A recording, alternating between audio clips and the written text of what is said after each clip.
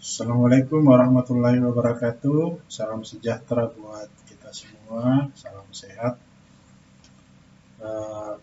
Baik, pada sesi ini kita akan membahas tentang fungsi iklan. Fungsi iklan itu sebenarnya ada 4 ya. Ada fungsi ekonomi, fungsi pendidikan, fungsi sosial, dan fungsi hiburan. Setidaknya 4 inilah yang berdasarkan hasil eksplorasi saya dari berbagai sumber buku dan jurnal, maka saya kategorikan bahwa fungsi iklan itu ada 4.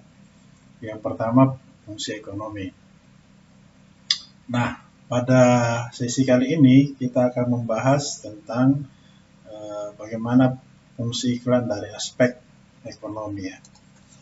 Kita lihat selanjutnya, fungsi ekonomi ini ternyata memiliki berbagai fungsi, khususnya dilihat dari lembaga yang terkait dengan iklan. Jadi fungsi ekonomi ini ada 5 di sini. Fungsi ekonomi bagi perusahaan, fungsi ekonomi bagi pengelola media, fungsi ekonomi bagi agen iklan, fungsi ekonomi bagi konsumen atau pembeli, dan fungsi ekonomi bagi pemerintah sendiri. Nah, kita melihat bagaimana fungsi ekonomi dari iklan ini bagi perusahaan. Nah, ini beberapa perusahaan besar di Indonesia. Kita lihat penghasilannya per tahun ya, rata-rata. Ini data tahun 2015 ini kalau nggak salah. Tapi sekarang pun tidak jauh beda dengan ini ya. Nah, kita lihat pertama Telkom Indonesia 18,56 triliun, Sampurna 13,63 triliun, Hero 9,8 triliun, Unilever 9,1 triliun, BRI 32,4 triliun, BCA 25,9 triliun, Gudang Garam 7,79 triliun. Nah, perusahaan-perusahaan ini tentunya mendapatkan untung yang banyak, tidak lepas dari salah satunya adalah karena iklannya ya, sering beriklan. Dan tentu perusahaan-perusahaan juga ini selalu mengalokasikan keuntungannya untuk membuat iklan ya, dan menyebarkan iklan. Karena pada umumnya perusahaan ini menyadari bahwa manfaat dari iklan ini luar biasa untuk meningkatkan profitnya setiap tahunnya. Secara umum biasanya perusahaan itu mengalokasikan 20% dari profitnya itu untuk iklan. Jadi bayangkan aja misalnya kalau Telkom ini tentunya 18 triliun, ini 20%-nya berapa? Berarti kalau 10% aja ini 1,8 triliun ya untuk iklan. Kalau BRI 32 berarti 3,2 triliun. Kalau 10% ya. Kalau 20% berarti kan bisa 6 triliun dialokasikan untuk iklan ya. Jadi nanti akan kembali juga ini keuntungannya ke perusahaannya ketika dia rajin beriklan.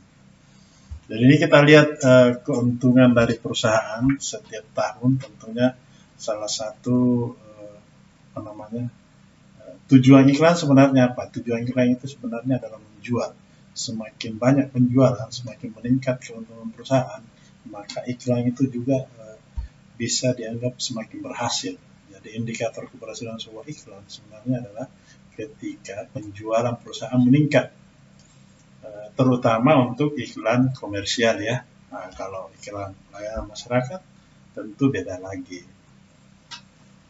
Oke, selanjutnya kita lihat bagaimana fungsi iklan bagi pengelola media. Ya, pengelola media, kita lihat berdasarkan data yang dipublikasikan oleh AdStandCity, sebuah aplikasi media monitoring khusus iklan-iklan TV, mengkalkulasi 10 merek paling banyak melakukan iklan di televisi pada tahun 2015, yakni, nah lihat aja sendiri nih ya, Kita lihat ini 10. Pertama Jarum 1 triliun lebih. Ini hanya di TV loh ya, belum di koran, belum di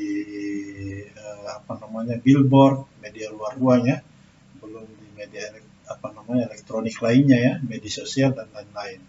Ini baru di TV ini sudah mengeluarkan 1 triliun lebih.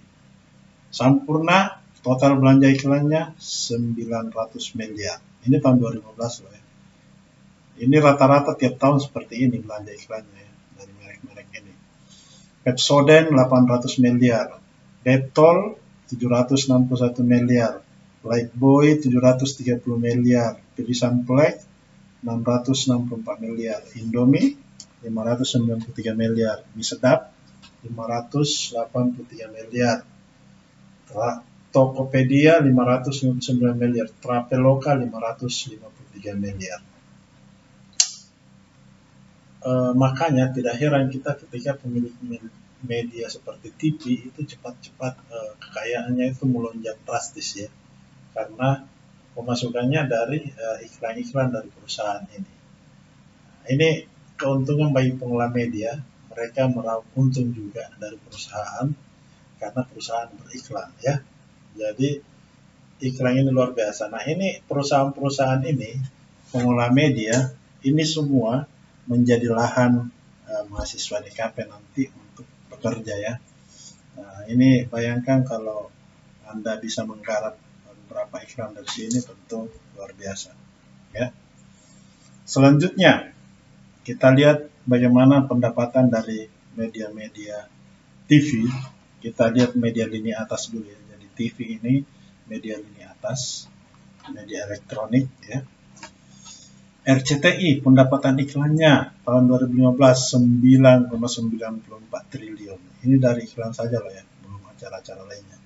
SCTV 8,89 triliun, MNC TV 7,94 triliun, Indosiar 7,07 triliun, Antv pendapatan iklan 6,62 triliun, Global TV 5,43 triliun, Trans TV 5 triliun lebih, Trans 7 ya, Trans TV 4 triliun, TV One 4 triliun, Metro TV 2,96 triliun.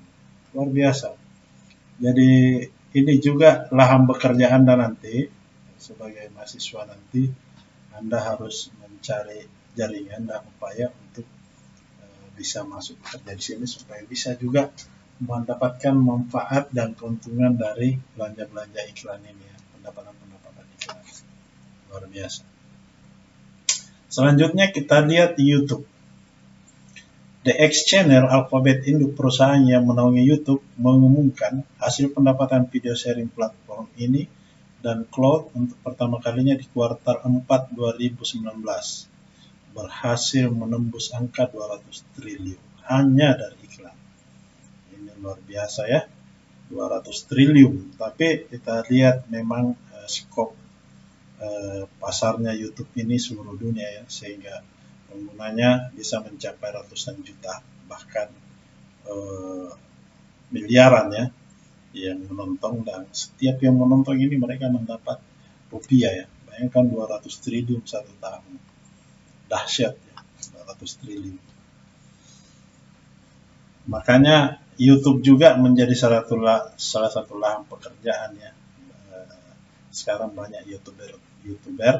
Anda juga bisa menjadi YouTuber dengan mengkreasi konten yang menarik atau menggarap iklan-iklan sederhana yang potensial ya.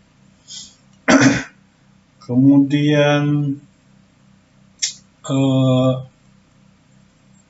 ini beberapa perusahaan periklanan yang ada di Jakarta ya. Ini perusahaan internasional MNC Saatchi.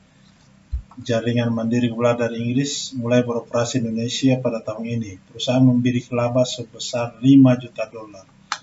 Dia menargetkan 66,5 miliar dalam kurun waktu 5 tahun. Dia menginginkan keuntungannya seperti itu. Jadi biasanya kalau agen periklanan begini, dia itu menggarap iklan dari perusahaan sebelum masuk di TV. Jadi semacam production house. Jadi memproduksi iklan TV itu memang tidak mudah ya. Itu seperti orang membuat film, ya. Jadi perlu ditentukan modelnya dulu, perlu ditentukan setting latarnya, ya, kemudian musiknya, kemudian penerjemahnya, semuanya ini tentu biayanya tidak kecil juga, ya, butuh biaya yang besar. Kemudian keuntungan iklan bagi konsumen pembeli. Ini ada beberapa. Mungkin di sini saya tidak menjelaskan secara detail keuntungannya, tapi pembeli juga punya keuntungan dari iklan. Yang pertama, informasi produk atau jasa dengan harga yang sesuai dengan kemampuannya. Kemudian informasi tempat penjualan terdekat. Kemudian menjadi sumber informasi produk yang sesuai kebutuhannya. Kemudian pengetahuan produk bertambah, banyak alternatif pilihan murah dan bagus. Dan tentu kalau semua ini terpenuhi, maka konsumen bisa menghemat uang belanjanya, ya. Tidak perlu membeli mahal barang yang mungkin kualitasnya harganya lebih rendah. Ini hanya gambar-gambar untuk menerima. Tentu ini konsumen membutuhkan informasi tentang produk yang dia butuhkan dan harganya, ya, dan itu hanya bisa didapat melalui iklan-iklan. Jadi jangan sampai misalnya ada yang menawari ke konsumen mobil bekas, misalnya Kijan, ditawari 60 juta, terus dia mau beli, ya. Kalau dia tidak punya pengetahuan dari iklan, tapi kalau dia punya pengetahuan, tentu dia tahu harga, ini harganya hanya 25 juta. Masa saya mau beli 65 juta misalnya, kan? Berarti nanti dia bisa menghemat 15 juta dari situ, kan? Dengan pengetahuannya tentang produk tersebut. Dan itu salah satu keuntungan iklan bagi konsumen. Jadi banyak keuntungan iklan bagi konsumen, juga bisa mendapatkan informasi diskon sehingga bisa juga menghemat pengeluaran, ya, seperti itu. Bisa memilih banyak kualitas termasuk dalam bidang pendidikan, ya, itu. Nah, terus bagaimana keuntungan ekonomi iklan bagi pemerintah? Nah, tentu bagi pemerintah tidak bisa dipungkiri menjadi pemasukan dari pajak, ya, baik perusahaan yang beriklan, pengelola media maupun dari pekerja di bidang iklan. Jadi pemerintah ini memungut dari semua sumber, ya, dari perusahaannya, dari pengelola medianya, bahkan dari orang yang bekerja, ada pajak penghasilan namanya, ya. Nah, ini kita lihat berita jakarta.com untuk iklan pajak iklan di Jakarta. Ini di Jakarta itu pada tahun 2020 masukan dari pajak itu 28,3 triliun. Luar biasa, ya. Nah, dari 28,3 triliun ini pajak dari reklam, ya, atau iklan itu sekitar 727 miliar. Luar biasa juga pemasukan iklan untuk pemerintah, ya. Jadi memang iklan ini sesuatu yang ekosistem ekonomi kreatifnya harus terus kita bangun, dan tentu mahasiswa DKP harus mempersiapkan diri untuk mengambil bagian dari keuntungan ekonomis dari bidang iklan ini, ya.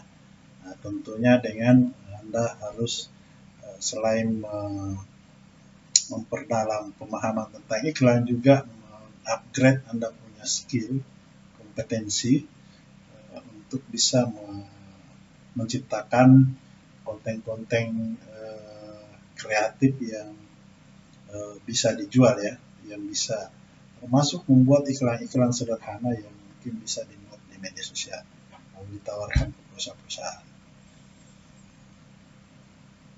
Ini dari cukai rokok, ya, 49 triliun realisasi penerimaan pajak dari cukai rokok. Rokok ini termasuk luar biasa juga sumbangannya dalam bidang periklanan, ya. Banyak perusahaan rokok di Indonesia itu hampir triliunan semua anggarannya untuk iklannya. Baik, saya kira demikian untuk fungsi ekonomi iklan, ya, yang kita bahas pada hari ini. Jadi pada intinya bahwa fungsi ekonomi iklan itu bisa dilihat dari aktor-aktor dan lembaganya ya, dari pemerintah, kemudian dari pengelola media iklan ya, kemudian dari konsumen sendiri ya, kemudian